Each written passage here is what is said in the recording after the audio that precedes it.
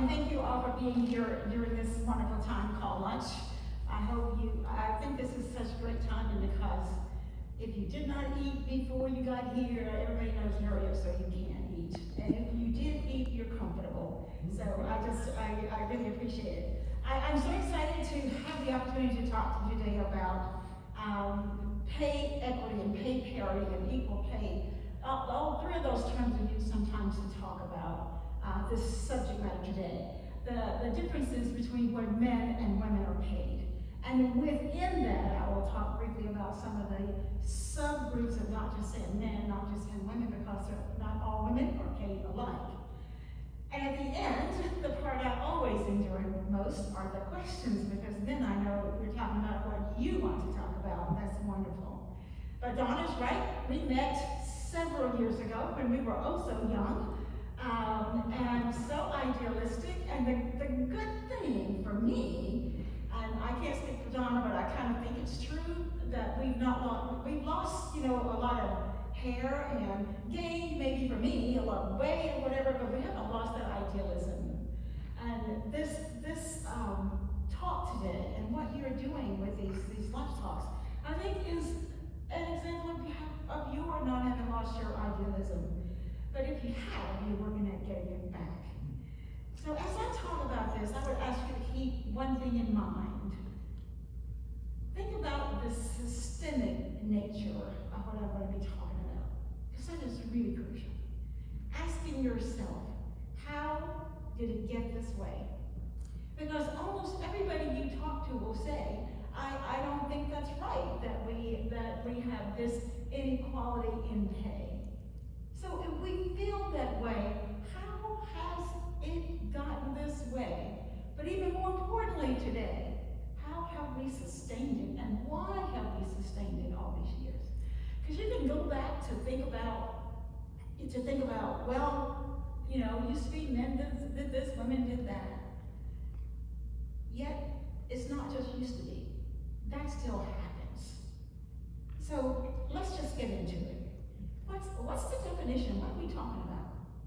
And this is going to be a really macrocosmic type definition, because there are all kind of things that you can never do in 30 minutes or an hour to get to all the little things. But it is literally the fact that when you look at what men make and what women make, the way the research is done, all I'm going to talk about today is based on census data. So that would be the last census, of course, in 2010. And every year we get some more numbers that kind of will help qualify more and get us closer to where we are coming into the next census. So I'm looking forward to the information we're going to get here 10 years later.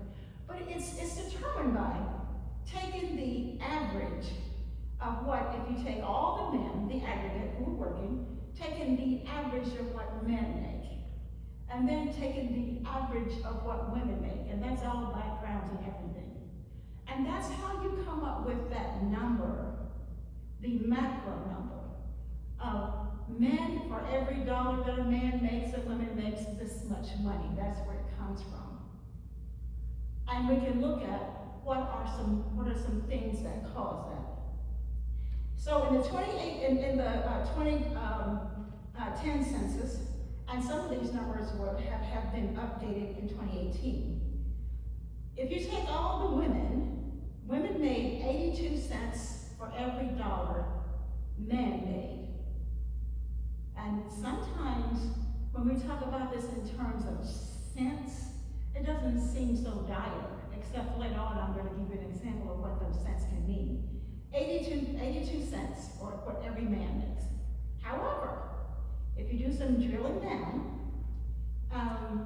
white women tend to make 79 cents for every dollar, 79 cents. Black women, 62 cents. Hispanic Latino women, 54 cents. And the really big number comes in Asian women, who tend to make, their average is 90 cents for every dollar that men make. And that's the highest one. But it's a smaller group of people, therefore a higher average. And American Indians and Native Americans make 57 cents on every dollar that a man makes.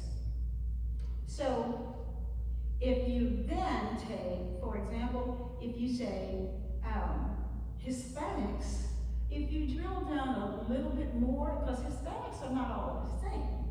You know, they're Cuban Hispanics, they're Mexicans, they're Hondurans, and El Salvadorans, and so forth. If you look at each one of those, and the people who do the research actually do all of that. So I want you to understand when I say Hispanic, Latino, you think, oh no, I know a bunch who make this amount of money. You have to think, I'm talking about the whole here, because there are disparities within. There's no question about that. So we can't all assume the same. And we really do tend to do that a lot to the Asian population. Within the Asian population, for example, if you are, I don't know, say Hmong, or if you're Korean, and that group of people and some others tend to make a lot less than, say, maybe if you are South Indian, for example, South Asia, where a lot of Indians are, tend to make a whole lot more when they come to our country. And so we have to think about all those things. And when we look at, I'll just wrap that up and think about, when we talk about this, please don't go away and say, I said all women make this, and not talk about those other numbers, because also included in the breakdown, people take a look at disability. You may be a woman, say you're a Native American woman with a disability, and you're going to make far less than the 59 cents I think that I mentioned. If you are, say a woman who is Mexican, you're likely going to make a whole lot less than somebody, for example, who is Cuban and still Hispanic Latino. All those things happen. And you think about identity. We know about gender, but if we think about gender identity, where people may present their gender identity as something that's different from what they were born, they actually even have a very hard time getting work. So you can imagine what that means. And all of these things that happen in our great country called America, and I know we don't like that and we need to do something about it. So that's why I keep saying, keep asking yourself, how did this get this way? But more importantly, how is it remaining this way? And maybe even thinking on the idealistic side, what can I do about it?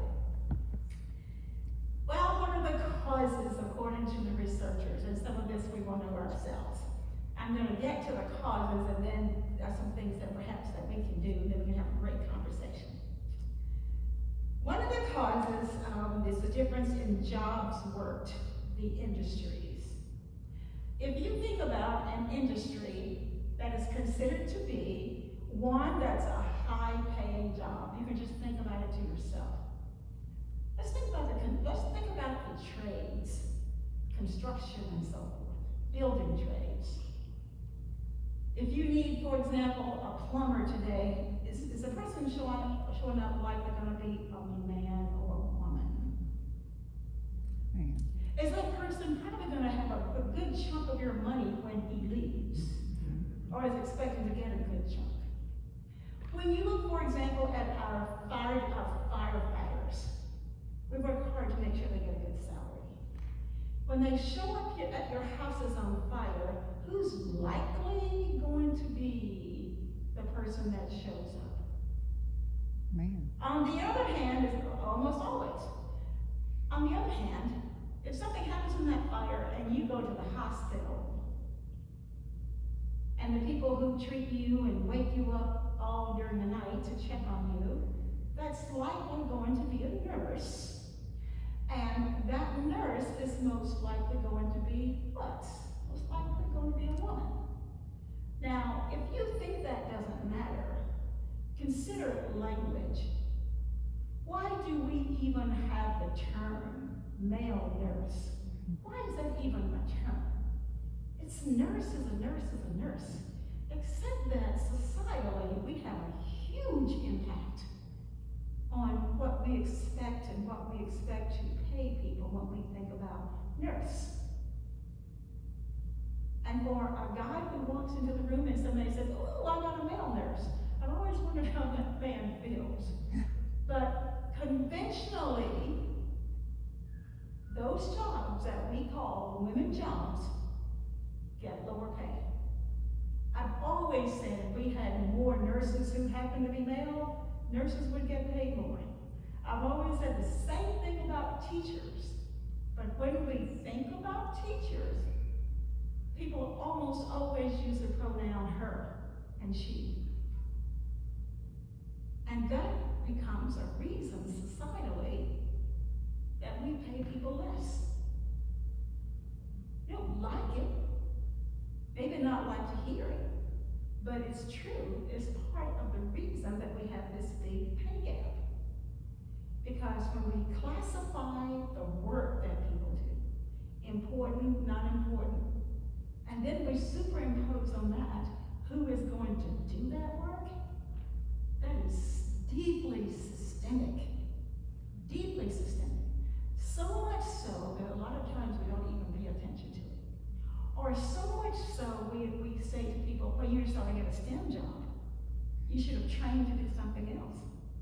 Tell me, as a teacher of 30 years, where I never even made $50,000, and people will say to my face how important my job is, and say things like, you are training our future. If I'm training our future, if I'm preparing our future, it doesn't match. If you think that I'm important, it doesn't match my paycheck, and that is for real. 30 years. And yet, I was teaching juniors and seniors in high school, pretty soon they were in college, and yet, all of a sudden, if they became, some well-known professional football player, they could buy me for their slave if they wanted to. This is where I get these areas. But I take another example. The tennis profession, when you look at sports. Women in sports have only about 5 or 6 years ago, no, not even that long ago, and Billie Jean King worked for this her whole time that she was in tennis.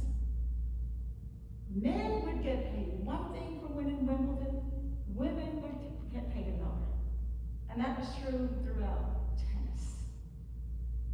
And for so long, nobody said anything.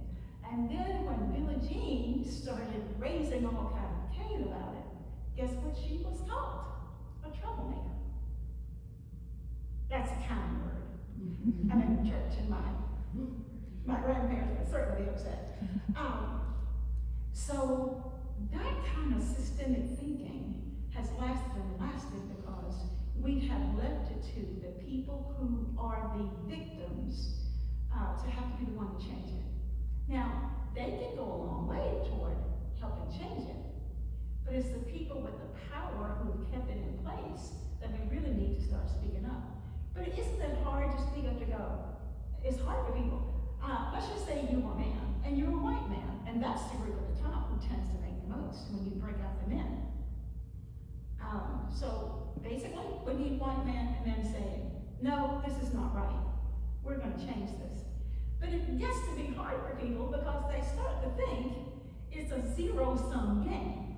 If I start paying Donna as much as I'm making, or if I do something to honor her work as much as mine is honored, people start saying things like, you want something for nothing.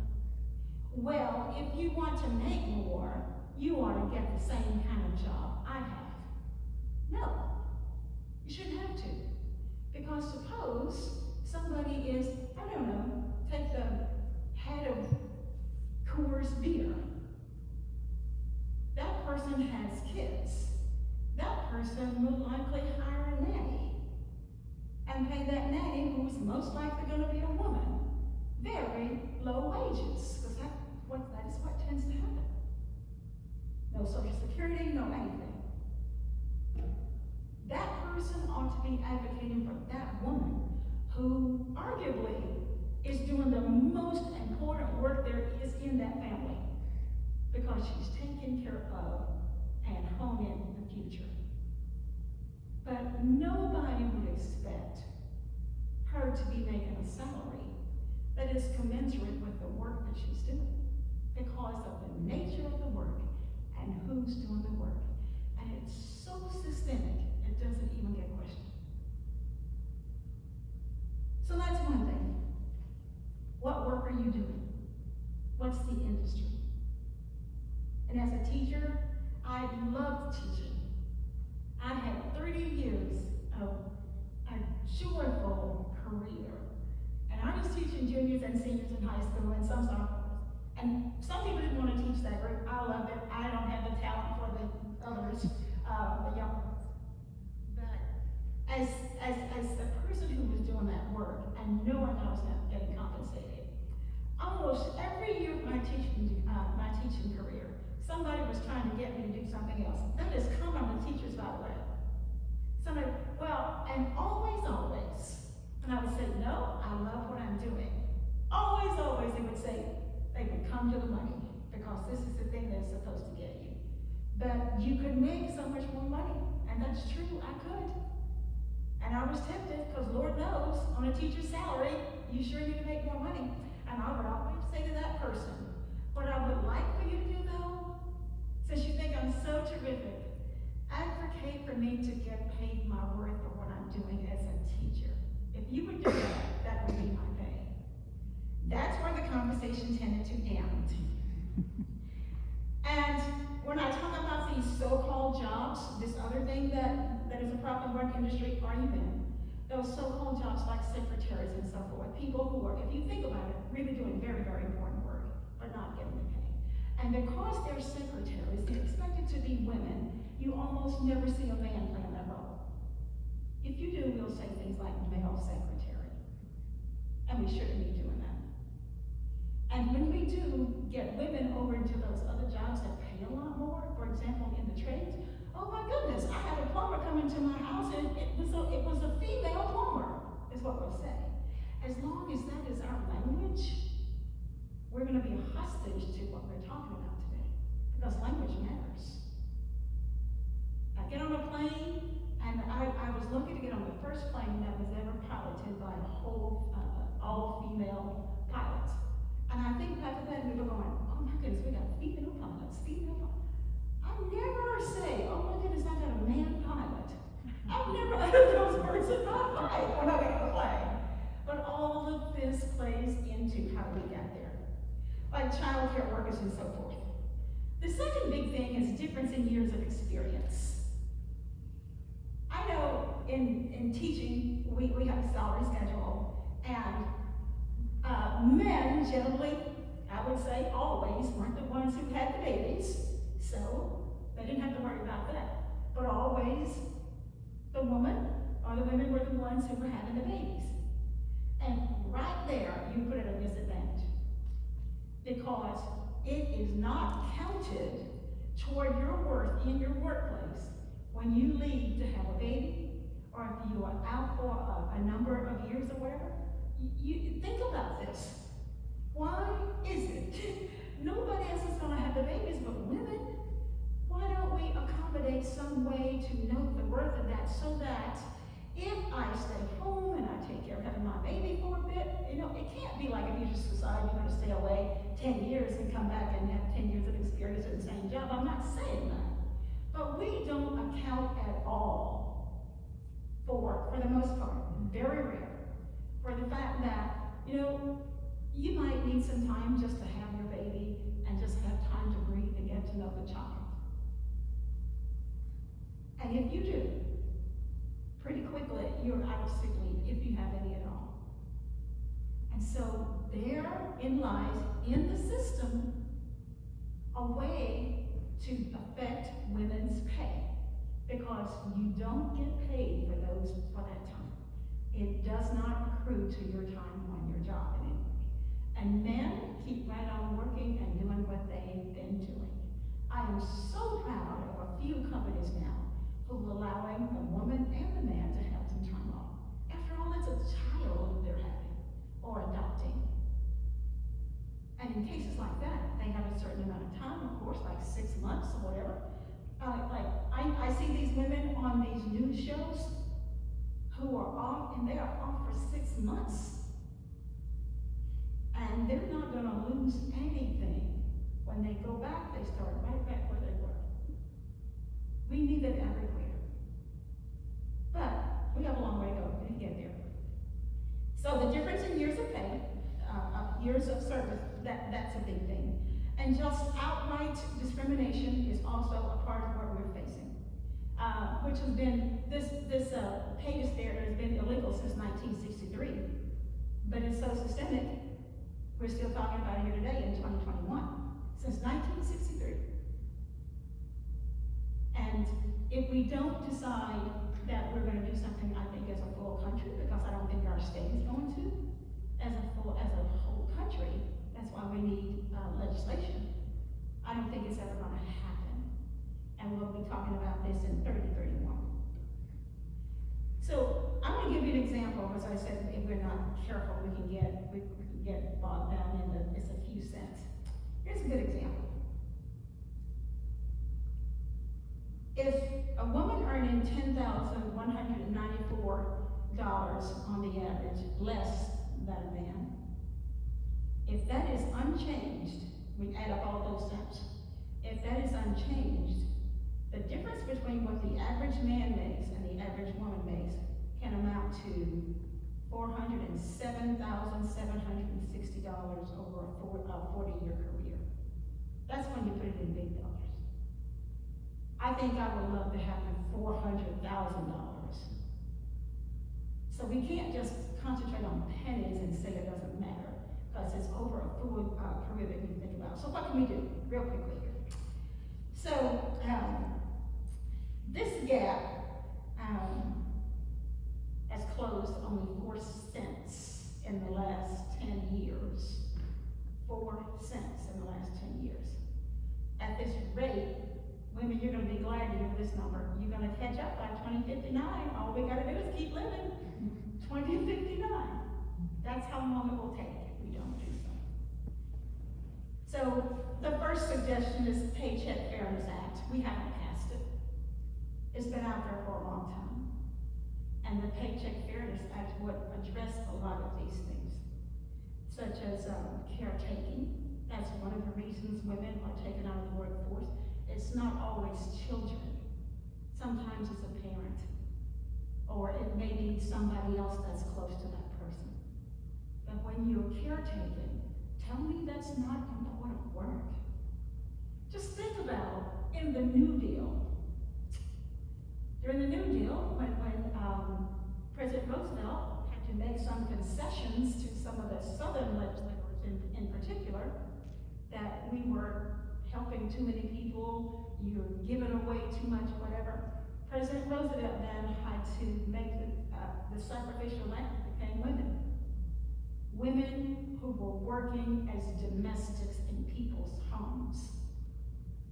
Guess who most of those women were? Black women. That's why when I gave you those numbers at the top, you can't just say women if you're going to have a full conversation about it. You've got to disaggregate it.